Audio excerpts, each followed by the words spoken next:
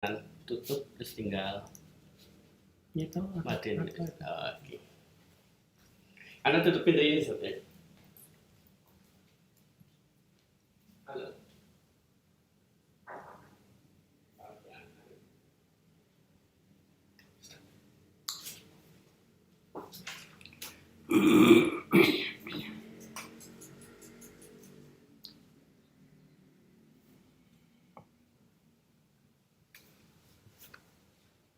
إن الحمد لله نحمده ونستعينه ونستغفره ونعوذ بالله من شرور أنفسنا ومن سيئات أعمالنا من يهده الله فلا مضل له ومن يضلل فلا هادي له أشهد أن لا إله إلا الله وحده لا شريك له وأشهد أن محمدا عبده ورسوله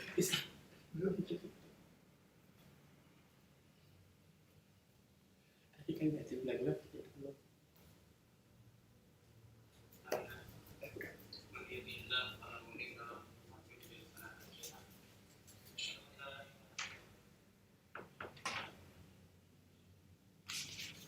قال الله تعالى في كتابه الكريم يا أيها الذين آمنوا اتقوا الله حق تقاته ولا تموتن إلا وأنتم مسلمون أما بعد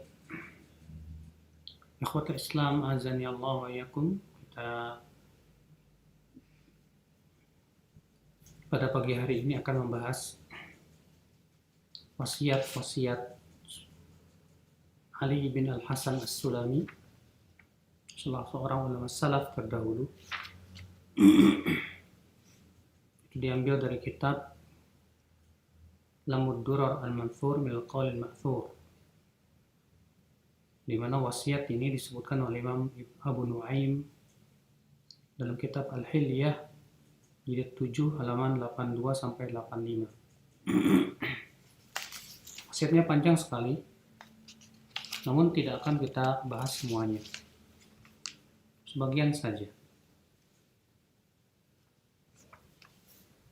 Qala Sufyan Ats-Tsauri, berkata Sufyan Ats-Tsauri, Sufyan bin Sa'id bin Masruq, seorang ulama hadis yang wafat pada tahun 160 Hijriyah, fima awsa bihi Ali bin Hasan As-Sulami, dalam perkara yang diwasiatkan oleh Ali bin Al-Hasan As-Sulami, di mana beliau berwasiat, alaika bisidqi fil mawatin kulliha, hendaklah kamu bersikap jujur pada seluruh tempat dimanapun kamu berada. Wa iyyak wal kadhib wal khiyanah wa mujalasat ashabiha fa innaha wizrun kullu. Jauhi oleh kamu berdusta, berkhianat, dan duduk di majelis mereka, karena majelis mereka itu ya semuanya berisi dosa. Di sini beliau memberikan wasiat kepada kita, yaitu bersikap jujur. Apa itu jujur? Jujur artinya yaitu sesuainya batin dengan zahir kita, di mana zahir yang kita ucapkan sesuai dengan apa yang ada di hati kita. Adapun kalau ternyata yang kita ucapkan atau zahir kita tidak sesuai dengan batin kita, maka ini hakikatnya adalah kebalikan, itu dusta. Makanya orang-orang munafikin secara zahir dia mengucapkan 2 kalimat syahadat, tapi hatinya tidak beriman. Mereka sudah berdusta, mereka sudah berbuat kemunafikan. Nah, jujur adalah keserasian antara lahiriah dan batin kita. Yang kita ucapkan itulah yang memang dari hati yang paling dalam. Ketika kita mengucapkan asyhadu an la ilaha illallah, aku bersaksi bahwa tidak ada ilah yang berhak disembah kecuali Allah saja, maka kita ucapkan dengan lisan kita dan batin kita pun juga membenarkannya. Ketika kita sholat, lahiriah kita sujud kepada Allah, ruku kepada Allah, hati kita pun demikian. Maka itulah kejujuran. Di mana kejujuran, akhi, adalah merupakan sifat seorang muslim. Kejujuran akhwal Islam azani Allah wa iyakum adalah merupakan ciri keimanan. Orang yang imannya jujur akan terlihat ya di dalam amalan solehnya. Orang yang cinta kepada Allahnya jujur akan terlihat ya di dalam amalan solehnya. Oleh karena itulah saudara-saudaraku sekalian, ikhwatul iman azani Allah wa iyyakum. Ketika seorang sahabat Nabi Shallallahu Alaihi Wasallam mengatakan kepada Rasulullah SAW, waktu itu Rasulullah SAW mengirimkan sebagian ghanimah kepada beliau, di mana sahabat ini baru masuk Islam.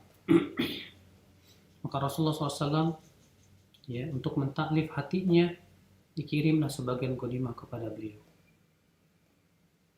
Ketika ghanimah itu sampai kepada beliau, beliau berkata, "Mahada, apa ini?"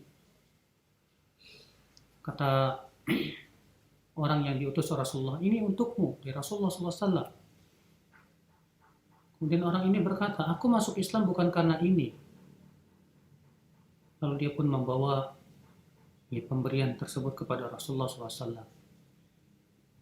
Lalu dia berkata kepada Rasulullah, "Ya Rasulullah, aku masuk Islam bukan karena ini ya Rasulullah. Aku masuk Islam bukan karena ingin mengharapkan harta ya Rasulullah. Aku masuk Islam agar aku bisa ada panah yang menembus tenggorokanku, lalu aku pun mati syahid." Apa kata Rasulullah SAW kepada sahabat ini? "Intas dukillah yasdukka." Jika memang kamu jujur kepada Allah, Allah akan jujur kepada kamu. Tak lama kemudian, ya, dikumandangkanlah jihad fisabilillah, berperang. Maka orang ini pun bergegas mempersiapkan alat-alat perangnya untuk ikut berjihad bersama Rasulullah SAW. Terjadilah peperangan yang sangat sengit. Setelah selesai peperangan, di mana kaum muslimin menang, Rasulullah SAW bertanya, "Di mana si Fulan bin Fulan?" Dicari oleh para sahabat. Ternyata ia sudah meninggal dunia dalam keadaan panah menembus kerongkongannya, lehernya. Dilaporkan hal itu kepada Rasulullah SAW. Apa kata Rasulullah SAW? "Sadaqallah wa sadaqah." Dia memang jujur kepada Allah. Maka Allah pun jujur kepada dia. Itulah ya akhi kejujuran. Kalau kita memang jujur ingin mendapatkan surga, jangan hanya sebatas dengan ucapan lisan, "Saya mau surga," tidak. Kalau kita memang jujur ingin masuk surga, kita harus berusaha ya dengan amalan saleh agar kita bisa masuk ke dalam surga. Kalau kita memang jujur ingin mendapatkan ridha Allah, bukan hanya sebatas ucapan, tapi juga akan tampak dan terrealisasi di dalam amalan. Ikhwatul Islam, kejujuran sangat mahal, apalagi di zaman sekarang. Jarang sekali orang-orang yang jujur, ya, di mana Rasulullah SAW mengabarkan akan datangnya suatu zaman di mana orang jujur akan dianggap dusta. Kata Rasulullah SAW, "Innaha satakun sanawat khadi'at." Nanti akan muncul tahun-tahun yang menipu. Yusaddaqu fiha al-kadhib wa yukadzabu fiha as-sadiq. Orang yang berdusta dianggap jujur, orang yang jujur dianggap berdusta. Allah musta'an. Maka kejujuran akal Islam, Rasulullah mengabarkan bahwa kejujuran itu selalu membawa kepada kebaikan. Inna sidqa yahdi ilal bir, wa innal bir yahdi ilal jannah. Sikap jujur, kata Rasulullah SAW, akan menunjukkan pelakunya kepada albir, kebaikan. Wa innal bir yahdi ilal jannah, dan sikap kebaikan itu akan menunjukkan ia kepada surga. Maka ya akhi, jujurlah kita dalam berucap syahadat la ilaha illallah Muhammadur Rasulullah. Jangan seperti orang munafik yang tidak jujur. Jujur dalam setiap perkara kita. Terhadap manusia pun kita jujur ya. Antara kata beliau, wa iyyaka wal kadzib wal khiyanah, jangan jauhi oleh kamu sikap dusta. Dusta itu hakikatnya yaitu memperlihatkan sesuatu yang tidak sesuai dengan batinnya. Ya. Makanya orang-orang munafikin itu mereka sudah berdusta kepada Allah dan Rasulnya. Mereka memperlihatkan keimanan tapi hati mereka tidak jujur. Hati mereka ya dipenuhi dengan kebencian, kekufuran kepada Allah dan Rasul. Maka kedustaan ya akhi seringkali menyeret kepada perbuatan buruk, kejahatan. Kata Rasulullah SAW, wa innal kadhib yahdi ilal fujur. Sesungguhnya perbuatan dusta itu menyeret kepada kejahatan. Iya. Ya, orang berbuat jahat biasanya menggunakan dengan kedustaan. Berbagai macam kejahatan itu selalu diwarnai dengan apa? Ya, dengan kedustaan. Orang yang menipu pasti dusta. Orang yang mau korupsi selalu ada dusta. Ya. Orang yang ingin mencelakakan orang lain pasti di sana ada dusta. Makanya ya akhul Islam azan ya Allah, kejahatan-kejahatan itu ya muncul karena adanya kedustaan. Dusta ya akhul Islam dalam menyebarkan berita, ya ini banyak sekali orang tertipu dengan. Karena Nabi Sallallahu Alaihi Wasallam mewanti-wanti ya dalam hadis-hadis yang lain, ya bahwasanya di antara tanda orang munafik idza haddatsa kadzab, apabila ia berbicara ia berdusta, kata Rasulullah Sallallahu Alaihi Wasallam. Maka beliau berkata di sini, kata Ali bin Al Hasan As-Sulami, wa iyyaka wal kadzib, jauhi oleh kamu sikap dusta, wal khiyanah, dan khianat. Khianat artinya kebalikan dari amanah, tidak amanah. Dia khianat ketika diberikan tanggung jawab kepemimpinan, dia berkhianat. Dia tidak menjalankan tugasnya dengan benar. Ya, berkhianat ketika ia dititipi sesuatu, dia berkhianat.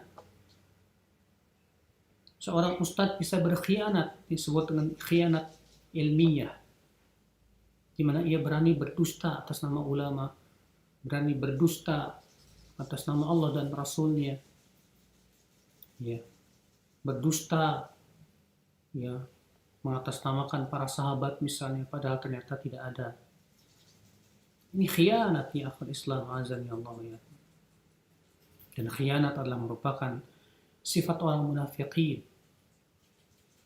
Ya, ketika Nabi menyebutkan tiga perkara yang merupakan sifat orang munafik, di antaranya siapa? Wa idza tumina khan.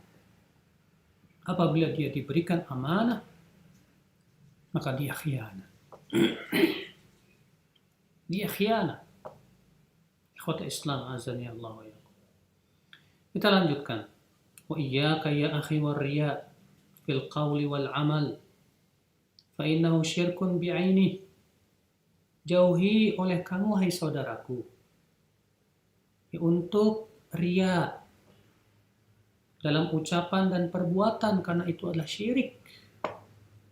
Apa itu riya? Dari kata ro'a yura'i, artinya ingin dilihat orang, ingin ya terlihat ibadah kita, ingin terlihat kelebihan kita, ingin terlihat bahwasanya kita ini punya kelebihan, ingin terlihat kealiman kita, kepintaran kita, ingin terlihat.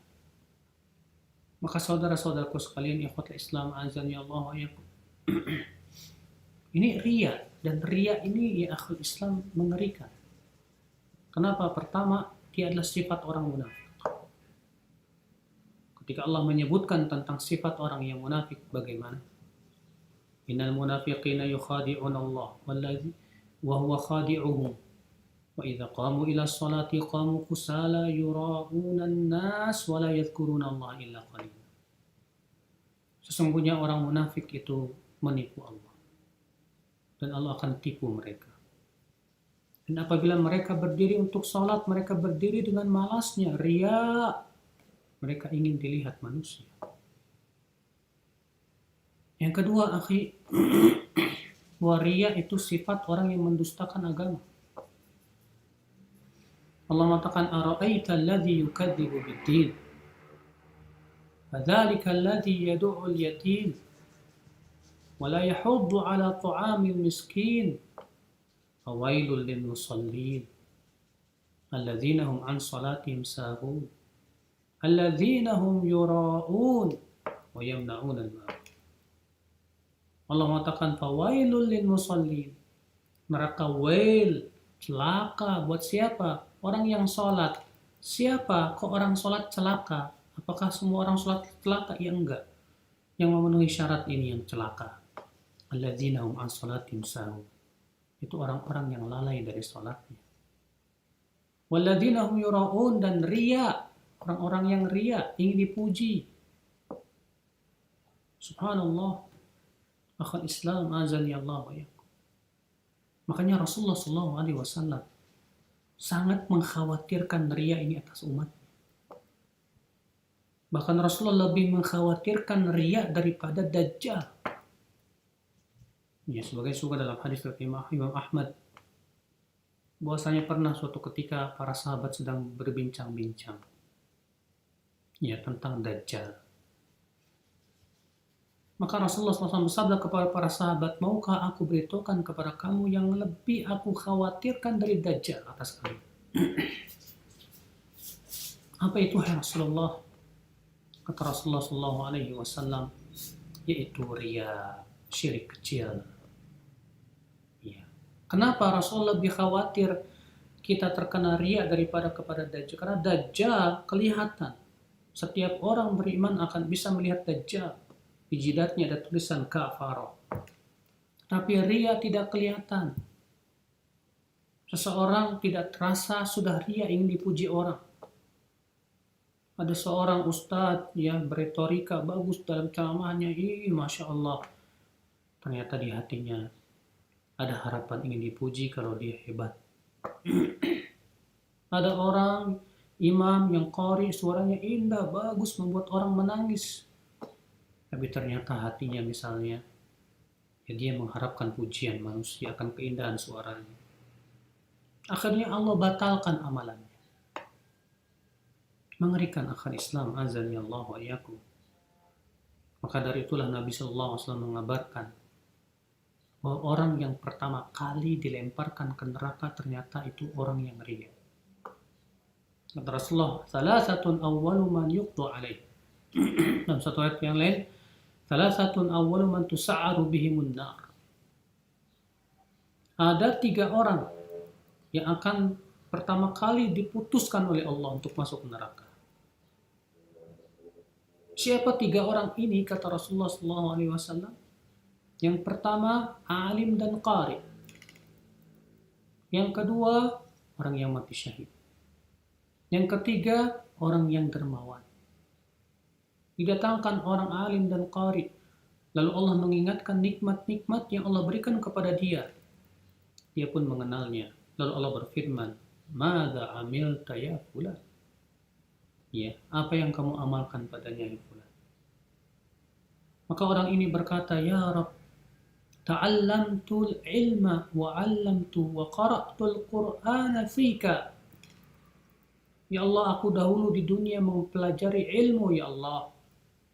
Aku ajarkan ilmu kepada manusia, aku pun membaca Al-Quran. Semuanya karena Engkau. Apa kata Allah? Kadzabta, kamu dusta.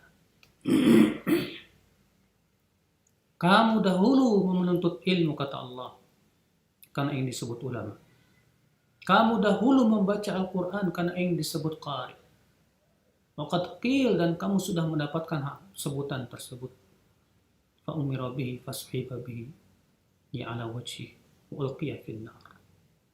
Lalu kemudian diperintahkan ya, supaya diseret di atas wajahnya lalu dilemparkan ke dalam api neraka. Na'udzubillah. Yang kedua didatangkan seorang yang mati syahid. Lalu Allah mengingatkan nikmat-nikmat yang Allah berikan kepada dia. Lalu Allah bertanya, apa yang kamu amalkan? Maka ia berkata, ya Rabb, qataltu fi sabilika hatta uqtal. Ya Allah, dahulu di dunia aku berperang di jalan Engkau sampai aku terbunuh, semua karena Engkau. Allah berfirman, kadzabta, kamu dusta. Kamu dahulu berperang karena ingin disebut pahlawan, karena ingin disebut jari pemberani. Laqad qil, dan kamu sudah mendapatkan sebutan itu. Maka kemudian ia pun diseret di atas wajahnya dan dilemparkan ke dalam api neraka. Na'udzubillah. Demikian pula yang ketiga, orang yang suka berderma. Maka Allah Subhanahu wa taala bertanya, apa yang kamu amalkan? Dia berkata, ya Rob, tidak ada satupun jalan untuk diinfakkan padanya kecuali aku sudah berinfak. Karena Engkau, ya Allah. Allah berfirman, kamu dusta. Kamu dahulu berinfak hanya karena yang ingin disebut dermawan. Dan kamu sudah mendapatkan predikat itu. Lalu kemudian dia pun diseret di atas wajahnya dan dilemparkan ke dalam api neraka. La haula wala quwwata illa billah. Mengerikan ya akhi. Ternyata orang yang riya adalah orang yang pertama kali dibakar dalam api neraka ya. Hati-hati, maka dari itulah setiap kali mau beramal hendaknya kita introspeksi dulu. Kata Ibnu Qayyim, muhasabah itu pada dua tempat. Yang pertama yaitu sebelum beramal. Kita muhasabah. Kita periksa hati kita. Apakah hati kita ini telah ikhlas mengharapkan wajah Allah atau ada kotoran riya, mengharapkan pujian manusia? Wah, ini bahaya ya. Harus kita muhasabah sebelum beramal. Ketika kita beramal, kita muraqabah, kita periksa terus hati kita. Ada tidak kemasukan riya? Kan ini bahaya sekali. Akhi. Maka akhi, riya ini perkara yang Rasulullah sangat khawatirkan kepada umatnya. Rasulullah, akhwafu ma akhafu alaikum asyirkul asghar. Sesungguhnya yang paling aku khawatirkan atas kalian itu syirik kecil, ar-riya, yaitu riya. Maka dari itu kita pun harus khawatir, harus waspada tingkat tinggi. Ya, lebih khawatir ditimpa riya daripada ditimpa corona. Corona kecil, akhi. Corona menggugurkan dosa. Corona mengangkat derajat, akhi. Tapi riya menghancurkan dan melantakkan keimanan kita, agama kita, maka kita terancam masuk ke dalam api neraka. Makanya seorang mukmin lebih khawatir tertimpa riya daripada tertimpa penyakit-penyakit. Saudara-saudaraku sekalian, ikhwatul Islam, azani Allah wa iyyakum. Maka beliau berkata, wa iyyaka ya akhi war-riya. Jauhi oleh kamu, ya wahai saudaraku, yaitu sikap riya. Lalu beliau berkata, fil qaul wal amal, dalam perkataan dan perbuatan. Artinya ketika kita berucap, ketika kita berbicara, jangan sampai ada sedikit harapan ingin dipuji manusia. Hati-hati. Ketika kita beramal, sedekah, sholat, dan yang lainnya, jangan sampai dimasuki riya. Maka ini penting sekali, kita harus khawatir. Kalau Rasulullah sangat khawatir terhadap umatnya riya, maka kita sebagai umatnya harus lebih khawatir lagi terhadap diri kita untuk tertimpa riya. Karena riya itu seringkali, ya akhi, menghinggapi hati orang-orang yang punya kelebihan. Kelebihan dalam ilmu, kelebihan dalam amal, kelebihan dalam suara, kelebihan dalam dia ingin kelihatan. Apalagi di zaman sekarang, di zaman medsos seperti ini, mungkin kita husnudzon, ada orang yang sholat kemudian live, mudah-mudahan tujuannya supaya orang mencontoh. Tapi hati-hati, kalau ulama salaf terdahulu mereka berusaha untuk menyembunyikan amalan mereka. Akhal Islam, azani Allah wa iyyakum.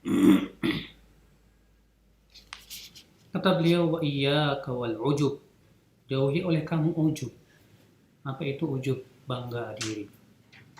Bangga dengan amal. Bangga ya akhwal Islam azan ya Allah wa iyakum dengan kelebihan yang kita miliki. Ya.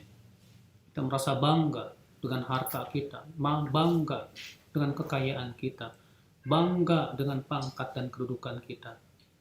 Namun ini ya akhwal Islam, bangga dengan masalah dunia memang berbahaya.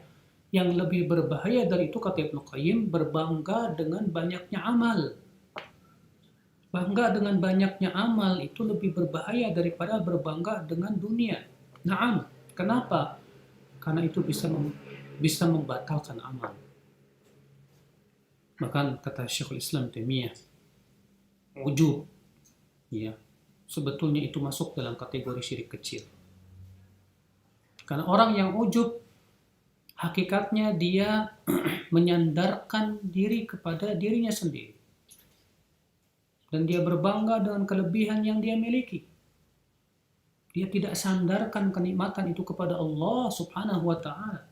Dia tidak sadar bahwasanya kelebihan yang dia miliki adalah milik Allah Subhanahu wa Ta'ala. Maka kalau ada orang yang bangga diri ya dengan amalan solehnya karena dia sudah tahajud misalnya. Dia bangga diri ya karena dia hafal Quran misalnya. Dia bangga diri karena dia ya suaranya indah dalam membaca Quran misalnya. Allah ya akhi, ini membatalkan amal. Hakikatnya dia, kata Syekh Muhammad bin Shalih Al-Utsaimin, dia mengungkit nikmat dia kepada Allah Subhanahu wa Ta'ala. Padahal kalaulah bukan karena Allah yang memberikan kepada dia kekuatan, tentu dia tidak akan bisa melakukan itu. Kata beliau, wa iyyaka wal ujub fa innal amal as-salih la yurfa' wa fihi ujub. Hati-hati, waspada dari yang namanya ujub, kata beliau. Karena amalan soleh itu tidak akan diangkat kepada Allah kalau ada padanya ujub. Di sini beliau memperingatkan dua perkara. Yang pertama riya, yang kedua ujub. Riya itu bisa membatalkan amal ketika dia muncul sebelum beramal dan ketika beramal. Adapun kalau amal sudah selesai, kemudian muncul riya, Syekh Utsaimin merojihkan itu tidak berpengaruh. Tidak berpengaruh ya, kepada amalnya. Yang berpengaruh terhadap amal setelah beramal apa itu? Ujub. Ketika seseorang merasa ujub dengan amal solehnya yang telah ia lakukan, Allah batalkan amalannya. Na'udzubillah. Kemudian beliau berkata, La ta'khudanna wa la ta'khudanna dinaka illa mimman huwa musyfiqun ala dini. Jangan kamu ambil agama kamu kecuali dari orang yang merasa khawatir terhadap agamanya sendiri. Ya. Fa inna mathala alladhi huwa ghairu musyfiqin ala dini kamathali tabibin bihi da'un la yastati'u an yu'alija da'a nafsihi wa yansahu li nafsihi kaifa yu'aliju da'an nas wa yansahu lahum fahadha alladhi la yushfiqu ala dinihi kaifa yushfiqu ala dinik. Kata beliau, ya, jangan kamu ambil agama kamu dari orang yang tidak mengkhawatirkan agamanya sendiri. Karena perumpamaan dia ini, orang yang tidak mengkhawatirkan agamanya, seperti seorang tabib yang punya penyakit. Si tabib ini tidak bisa mengobati dirinya sendiri. Kalau dia tidak bisa mengobati dirinya sendiri, bagaimana dia akan bisa mengobati orang lain? Maka orang yang tidak mengkhawatirkan agamanya sendiri, ya seperti itu.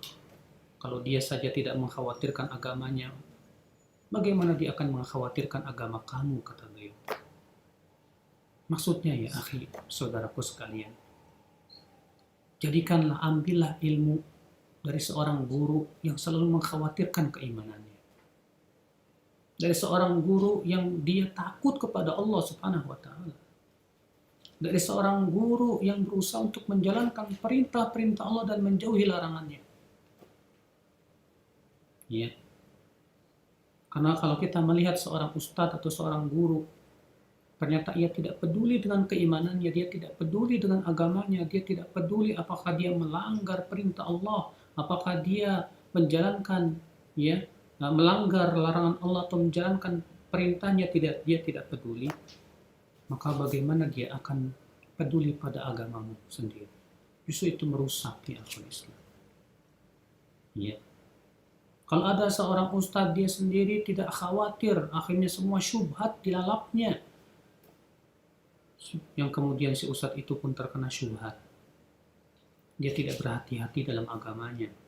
Bagaimana dia akan menyelamatkan kita dalam agama kita, ya? Seakan beliau ingin menasihati bahwa dalam mengambil ilmu agama pun juga harus hati-hati. Gak boleh sembarangan. Jangan hanya sebatas dia pandai beretorika, jangan hanya sebatas pandai dia menyampaikan ilmu, tapi ternyata tidak berusaha untuk memelihara keimanannya dan ketakwaannya. Kita lanjutkan ya akhul Islam. Kemudian beliau berkata, wa ya akhi, innama dinuka lahmuka wa damuka. Hai saudara, agamamu adalah darah dan dagingmu. Agamamu itu darah dagingmu. Artinya yang akan bermanfaat nanti di akhirat agamamu.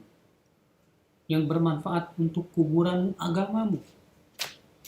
Bahkan kamu menjadi soleh atau tidaknya di dunia pun juga karena agama. Maka agamamu itu adalah darah dan dagingmu. Sebagaimana tanpa darah kita tidak bisa hidup, demikian pula tanpa agama kita tidak bisa hidup keimanan kita ini. Wa'iyyak ala nafsik warhamha, ibki ala nafsik warhamha. Kalau begitu tangisi dirimu dan sayangi dirimu. Fa'in anta lam tarhamha lam turham. Kalau kamu tidak menyayangi dirimu sendiri, kamu tidak akan disayangi oleh Allah. Allah akan sayang kepada kita kalau kita sayang kepada diri kita sendiri. Sayangi diri kita, jangan sampai kita masukkan diri kita ke neraka. Jangan sampai diri kita dibakar dalam api neraka, ya. Kalau kita sayang kepada diri kita berusaha untuk menyelamatkan diri dari api neraka. Kita berusaha supaya badan kita ini bisa mendapatkan kenikmatan yang hakiki nanti di surga. Tapi kalau kita tidak sayang kepada diri kita tidak peduli dengan batasan-batasan Allah, kita tidak peduli akan masuk neraka atau tidak, maka ya akhi, itu orang tidak akan disayangi oleh Allah Subhanahu wa ta'ala. Maka sayangi diri kita. Sayangi diri itu bukan hanya dengan kenikmatan-kenikmatan saja. Menyayangi diri bukan hanya sebatas kita memelihara kecantikan diri saja, badan terus yang kita perhatikan supaya badannya bagus dan yang lainnya. Tidak. Yang dimaksud di sini diri itu jiwa kita, hati kita, ya akhi. Kita sayangi, badan kita juga kita sayangi. Ya. Dengan cara apa? Kita sholat, kita tunduk kepada Allah Subhanahu wa ta'ala, kita menjalankan sunnah-sunnah Rasulullah SAW dalam kehidupan kita. Itu artinya kita menyayangi diri kita. Saudaraku, ikhwata Islam. Kemudian beliau berkata, wal yakun jalisuka man yuzahiduka fid dunya wa yuraghibuka fil akhirah. Hendaklah teman dudukmu, teman dekatmu, teman dudukmu adalah orang yang membuat kamu zuhud dalam kehidupan dunia dan membuat kamu berharap kehidupan akhirat. Nah ini akhi, hendaknya sifat teman yang kita jadikan, teman akrab. Ya. Siapa orang yang berhak kita jadikan teman akrab? Orang yang berhak kita jadikan teman akrab yaitu yang membuat kita zuhud di dunia dan berharap kepada kehidupan akhirat. Adapun kalau kita punya teman, kita berteman dengan dia membuat kita cinta dunia. Karena kalau ngobrol isinya cuma dunia, dan kita jadi cinta dunia, ini bahaya. Ini hakikatnya teman yang ingin membuat hati kita sakit. dan dia ingin menularkan penyakitnya kepada diri kita. Ya akhi, kalau kita duduk dekat dengan orang yang kena penyakit corona ketakutan, kita harus lebih takut lagi ya bergaul dengan orang yang hatinya sakit. Sebab penyakit hati pun dia akan tularkan kepada orang lain.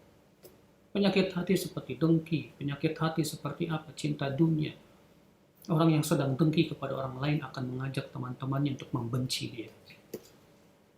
Orang yang sedang sangat cinta dunia, dia akan berusaha dari ucapannya selalu menghias-hiaskan dunia, sehingga apa?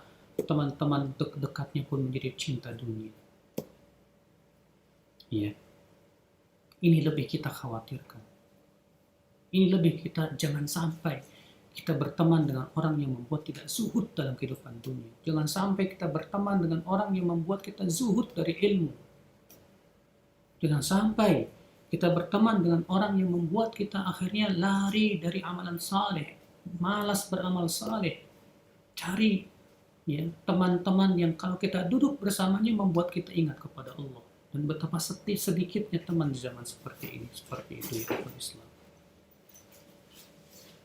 Kata beliau, wa iyyaka wa mujalasat ahli dunya alladzina yakhuduna fi haditsid dunya fa innahum yufsiduna 'alaika dinaka wa qalbaka. Jauhi, kata beliau, untuk bermajelis di majelis yang isinya pembicaraannya hanya dunia saja. Jauhi. Karena majelis seperti ini, kata beliau, bisa merusak agama dan hatimu. Iya. Iya, ada sebagian orang yang selalu bergaul dengan orang kaya. Lalu kemudian isi pergaulannya pun juga berbicara tentang dunia. Tentang kaca, tentang jam tangan yang mewah, tentang mobil yang mewah, tentang rumah yang megah, tentang dunia dan dunia, sehingga akhirnya membuat kita apa? Tidak qanaah. Akhirnya kita merasa diri kita yang paling miskin. Ya. Pada Rasulullah SAW menyuruh kita melihat kepada orang yang lebih susah hidupnya dari kita, supaya kita tidak meremehkan nikmat Allah yang Allah berikan kepada kita. Maka hati-hati saudaraku, cari teman yang membuat kita zuhud dalam kehidupan dunia. Cari teman yang kalau kita bermajelis dengan dia, pembicaraannya bukan hanya sebatas dunia, tapi juga perkara yang bisa menghidupkan hati. Ya. Karena kalau kita duduk bersama orang-orang, teman, yang isinya pembicaraan yang tentang dunia, akhirnya kita bangkit dari majelis tersebut dalam keadaan mirip seperti bangkai keledai, kata Rasulullah SAW. Sebagaimana Abu Daud meriwayatkan, majalasa qaumun qat majlisan lam yusallu ala nabi wa la yadhkuruna Allah ta'ala illa qamu ala mithli jifati himar. Tidaklah suatu kaum duduk-duduk di majelis ngobrol, mereka tidak bersalawat untuk Rasulullah. Mereka pun juga tidak menyebut nama Allah, tidak mengingat Allah, kecuali mereka bangkit dalam keadaan seperti bangkai keledai. Subhanallah. Dalam satu yang lain yang masyhur, ila kanat alaihim ti'ah, kecuali akan menjadi penyesalan nanti pada hari kiamat. Insya'a adzabah wa insya'a ghafaralah. Jika Allah kehendaki, Allah akan adab dia, dan jika Allah kehendaki, Allah akan ampuni dia. Saudaraku, azani Allah wa iyyakum. Maka beliau mengingatkan ini, jangan sering bermajelis ya dengan para ahli dunia yang isinya hanya berbicara seputar dunia saja. Tapi kita lebih banyak bermajelis yang isinya mengingatkan kehidupan akhirat, yang membuat kita takut kepada Allah, yang membuat kita zuhud dalam kehidupan dunia.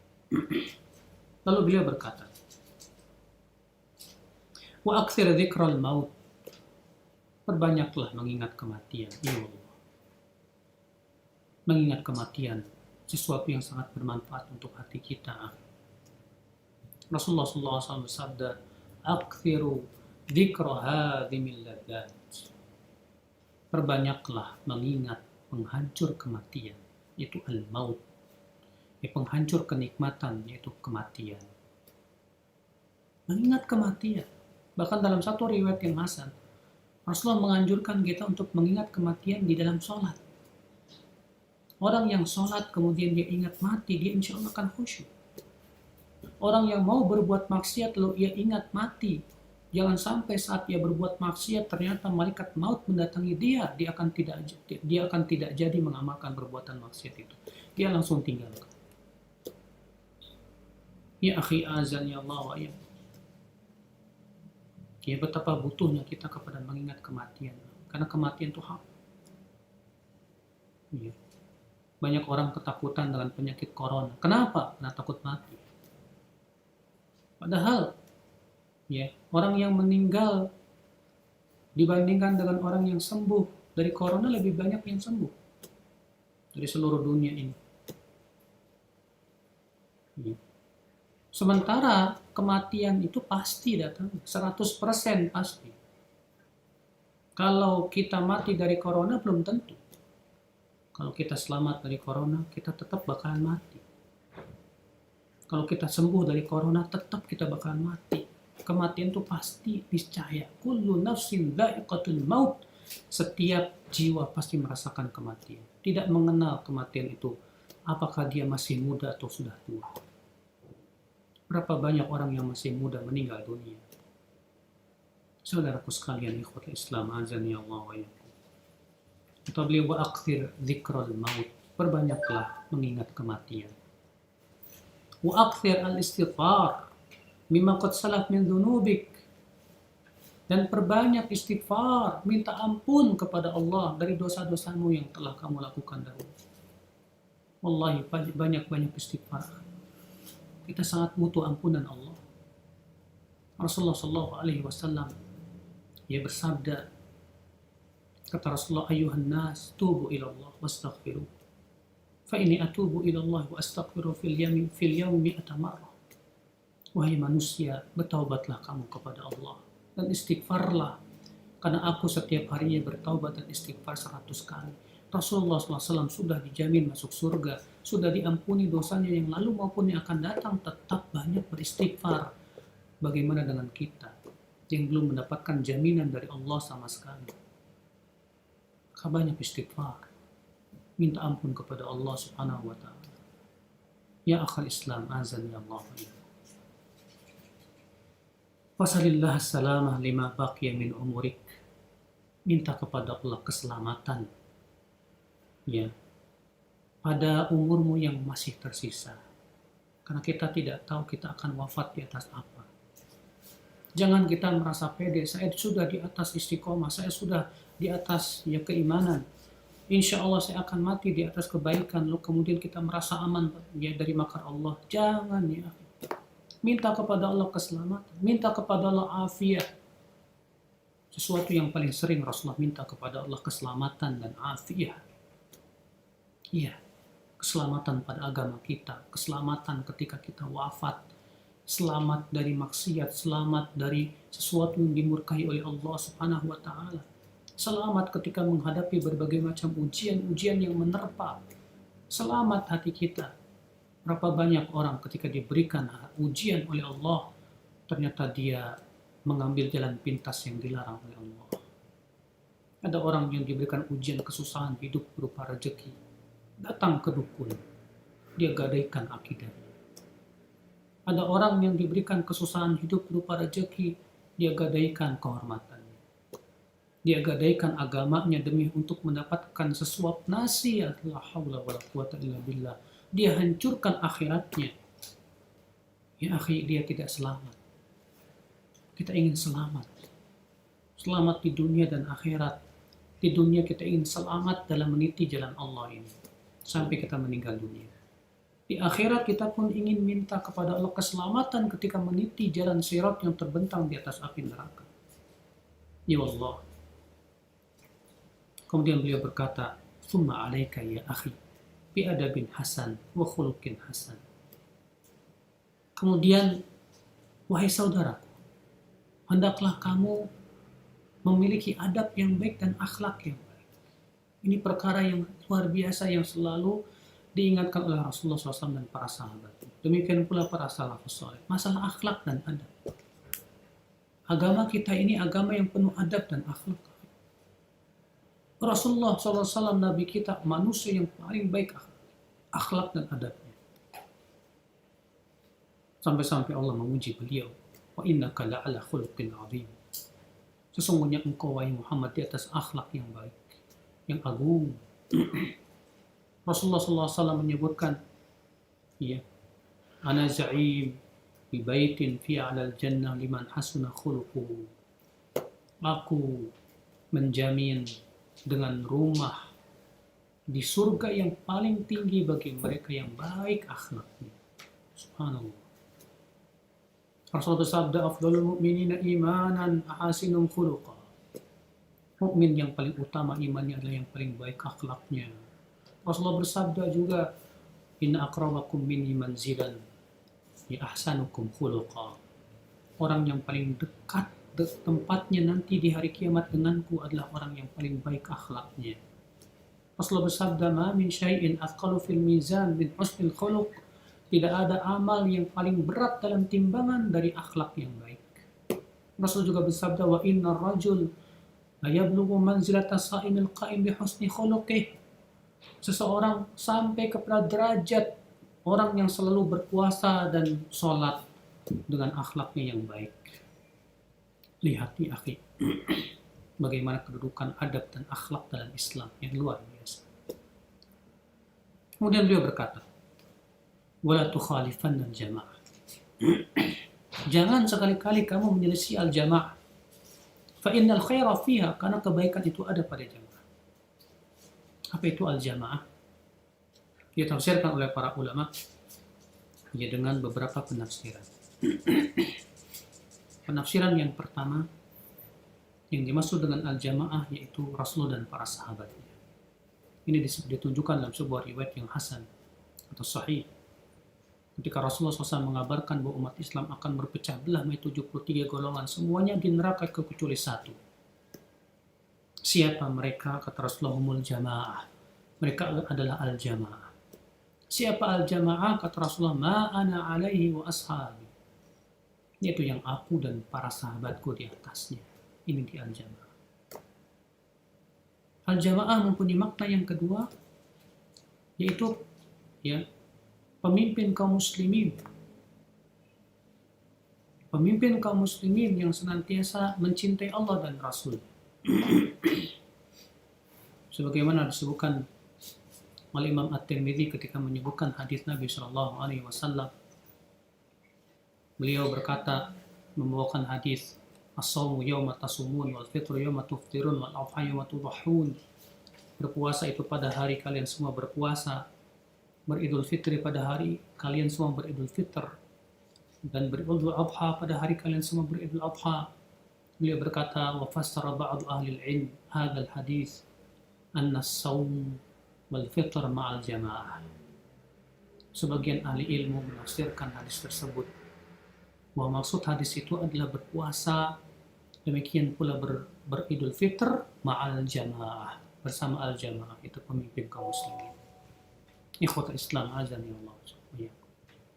Sebagian ulama menafsirkan al-jamaah itu kebenaran. Ini ditafsirkan oleh Ibnu Mas'ud, di mana beliau berkata al-jama'atu al-haq wa in kunta wahdak. Al-jamaah itu kebenaran walaupun kamu sendirian. Sebagian ulama menafsirkan al-jamaah yaitu jama'atul ulama al-mujtahidin, itu para ulama ahli ijtihad. Dan ini yang ditafsirkan Imam Bukhari. Kalau kita perhatikan penafsiran ini sebetulnya ya berpadu, di mana al-jamaah masuk padanya Rasulullah dan para sahabatnya, dan tentu itulah kebenaran yang harus diikuti, dan yang memahami jalan Rasulullah dan para ulama ahli ijtihad. Ya, demikian pula kita berusaha untuk mendengar dan taat kepada pemimpin kaum muslimin, ya, selama mereka memerintahkan kepada kebaikan. Adapun kalau memerintahkan kepada maksiat, tidak boleh kita ikuti, tapi kita tetap tidak boleh memberontak. Saudaraku sekalian, Nah, saudaraku sekalian, ikhwat Islam, azan ya Allah. Kemudian beliau berkata, "Wansah likulli mu'minin idza sa'alaka fi amri dini. Wala taktumanna ahadan minan nasiha syai'an idza syawaraka fi ma kana lillahi fihi ridha." Memberikan nasihat untuk setiap mukmin apabila ia meminta nasihat kepada kamu dalam urusan agama. Jangan kamu sembunyikan ilmu. Ya. Jangan kamu tidak memberikan nasihat kalau ternyata ia minta musyawarah dengan kamu dalam perkara yang diridhoi oleh Allah Subhanahu wa taala. Artinya kalau ada seorang muslim datang kepada kita minta nasihat, nasihati. Ya. Sebagaimana itu, karena itu ya akhi adalah merupakan hak muslim atas muslim yang lainnya. Karena Rasulullah sebutkan ya, hakul muslim alal muslim sittun. Hak muslim atas muslim yang lain. Ustaz, saya selalu takut setiap mau sharing-sharing ilmu, takut riya, takut gak bisa mengamalkan, takut ilmu tersebut tidak jelas kesahihannya. Apakah hal tersebut salah Pak Ustaz? Pertama, takut riya.